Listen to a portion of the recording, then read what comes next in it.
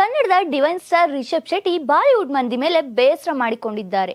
ಅದಕ್ಕೆ ಕಾರಣ ನಮ್ಮ ದೇಶವನ್ನ ತುಂಬಾ ಕೆಟ್ಟದಾಗಿ ತೋರಿಸ್ತಾರೆ ಎಂಬುದು. ದೇಶವನ್ನ ಪಾಸಿಟಿವ್ ಆಗಿ ಸಹ ತೋರಿಸಬಹುದಲ್ಲ ಅಂತ ಹೇಳಿದ್ದಾರೆ. ಇಷ್ಟಕ್ಕೂ ರಿಷಬ್ ಹೀಗೆ ಹೇಳಿದ್ಯಾಕೆ ಮತ್ತು ಯಾರ ಬಗ್ಗೆ ಹೀಗೆ ಮಾತನಾಡಿದ್ದಾರೆ ಎಂಬ ಪ್ರಶ್ನೆ ಎಲ್ಲೆಡೆ ಜೋರಾಗಿ ಗಿರಿಕಿ ಹೊಡೆಯುತ್ತಿದೆ.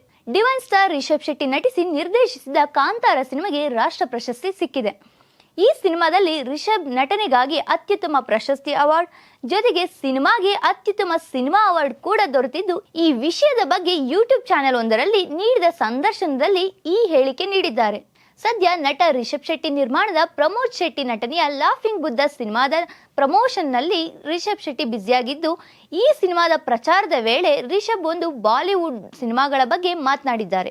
ಬಾಲಿವುಡ್ನವರು ಸಿನಿಮಾ ಮಾಡುವುದಕ್ಕೂ ದಕ್ಷಿಣ ಭಾರತದವರು ಸಿನಿಮಾ ಮಾಡೋದಕ್ಕೂ ಸಾಕಷ್ಟು ವ್ಯತ್ಯಾಸ ಇದೆ. ಇಂಡಿಯನ್ ಸಿನಿಮಾಗಳು, ಅದರಲ್ಲೂ ವಿಶೇಷವಾಗಿ ಬಾಲಿವುಡ್ ಸಿನಿಮಾಗಳಲ್ಲಿ ಭಾರತವನ್ನು ಕೆಟ್ಟದಾಗಿ ತೋರಿಸಲಾಗಿದೆ. ಇದೇ ಸಿನಿಮಾ ಮಾಡೋ ಆರ್ಟ್ಸ್ ಅಂತ ಅವರು ಅಂದುಕೊಂಡು ಹೊರ ದೇಶಗಳಿಗೆ ಹೋಗಿ ಅವಾರ್ಡ್ಸ್ಗಳನ್ನು ಸಹ ಗೆದ್ದು ಬಂದಿದ್ದನ್ನು ನಾನು ಸಹ ನೋಡಿದ್ದೇನೆ ಅಂತ ಹೇಳಿದ್ದಾರೆ.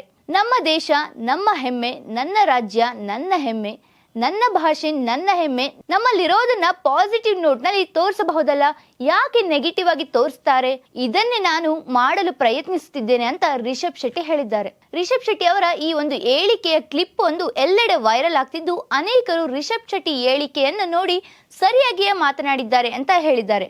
ರಿಷಬ್ ಶೆಟ್ಟಿ ಹೊಸಬರಿಗೆ ಅವಕಾಶಗಳನ್ನು ನೀಡುವುದರ ಜೊತೆಗೆ ಹೊಸ ಹೀರೋಗಳ ಸಿನಿಮಾಗಳಿಗೆ ನಿರ್ಮಾಣ ಮಾಡುತ್ತಿರುತ್ತಾರೆ.